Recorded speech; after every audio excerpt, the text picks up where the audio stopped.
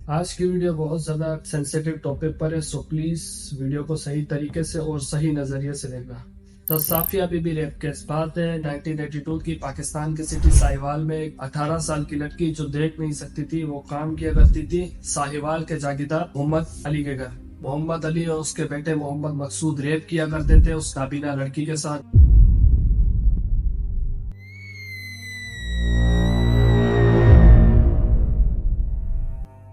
जिसकी वजह से कुछ टाइम बाद वो प्रेग्नेंट हुई और उसे एक बच्चा भी हुआ जो कुछ टाइम बाद इंतकाल कर गया। साफिया बीबी के फादर ने क्लेम किया कि उन्होंने पहले रिपोर्ट इसलिए नहीं करवाई क्योंकि वो इसके अंजाम और इसकी बेइज्जती दोनों से डरते थे। ये case session court of Sahiwal में चला। हुदूद ऑर्डर्स के मुताबिक जो शरिया लॉ को फॉलो करते हैं, साफिया बीबी को 4 मर्द गवाह के तौर पर लाने थे जो कि वो नहीं ला सकी। मोहम्मद अली और मोहम्मद मकसूद दोनों को रिहा कर दिया गया। 24 जुलाई 1983 को साफिया बीबी को 15 कोड़े 3 साल सजा मिली, जिसकी वजह से अवाम बहुत ज्यादा भड़क चुकी थी और हर तरफ अफरा तफरी का माहौल था और इन्हें लीग वुमेन्स राइट ग्रुप कर रही थी। सिचुएशन बहुत ज्यादा खराब थी और हर तरफ बहुत ज्यादा धरने बढ़ना स्टार्ट हो चुके थे और इंटरनेशनल प्रेशर की वजह से केस को रीओपन कर दिया गया और साफिया बीबी को रिहा कर दिया गया। लेकिन उस वक्त तक साफिया बीबी 6 महीने और 15 कोड़े सजा काट चुकी थी। इससे पाकिस्तान और पाकिस्तानी फौज दोनों ही बहुत ज्यादा शर्मिंदा हुई क्योंकि उस वक्त जनरल थे जनरल ज़ियाउल हक, वो हुकूमत कर रहे थे पाकिस्तान में। 13 अक्टूबर 2022 में एनडीटीवी ने एक रिपोर्ट पब्लिश की। 2017 2021 तक 21,900 रेप केस रिपोर्ट किए गए हैं। इसका मतलब पाकिस्तान में हर 2 घंटे बाद एक रेप केस रिपोर्ट किया जाता है। आपको हाईवे गैंग रेप याद है?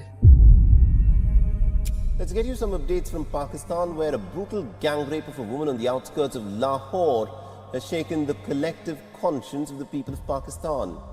The 2 robbers allegedly raped a woman at gunpoint in Gujarpura area. बताते हुए मुझे शर्मिंदगी महसूस हो रही है कि इस इंसिडेंट के बाद विक्टिम को यह ब्लेम किया जा रहा था कि इतनी रात थी, 3 बच्चों के साथ कहाँ गई थी आप? जीटी रोड था तो आप हाईवे से क्यों गई? और ये कहने वाले भी एक पुलिस ऑफिसर थे। बहुत से केसेस दब जाते हैं क्योंकि वो सोचते हैं कि रिश्तेदार क्या बोलेंगे, लोग क्या बोलेंगे, और इन सब तकलीफों के बाद अगर कोई विक्टिम पहुंच जाए जस्टिस के लिए, इंसाफ के लिए, लेकिन कोर्ट के प्रोसेस से गुजरना भी एक बहुत बड़ा चैलेंज है। कोर्ट के प्रोसेस इस तरीके से बने हुए, अगर विक्टिम की फैमिली फाइनेंशियल ठीक ठाक नहीं है तो वो कॉम्प्रोमाइज कर लेती है।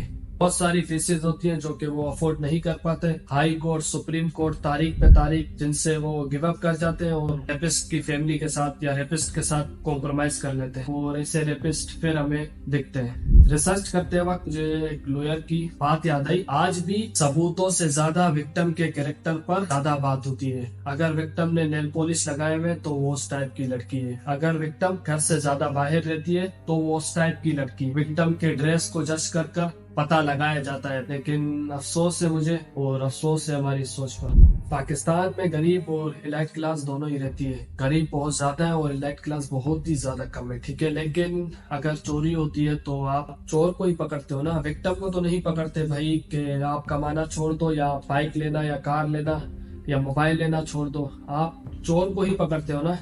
सेम तरीके से रेप भी बहुत बड़ा क्राइम है। आप विक्टिम के कैरेक्टर के ऊपर ब्लेम करने के बजाय आप रेपिस्ट को क्यों नहीं पकड़ते?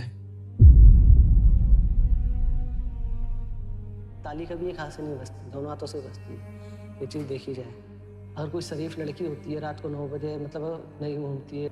लड़के भी उतने उससे ज़्यादा जिम्मेदार है रेप के लिए, ये लड़के हैं उससे ज़्यादा।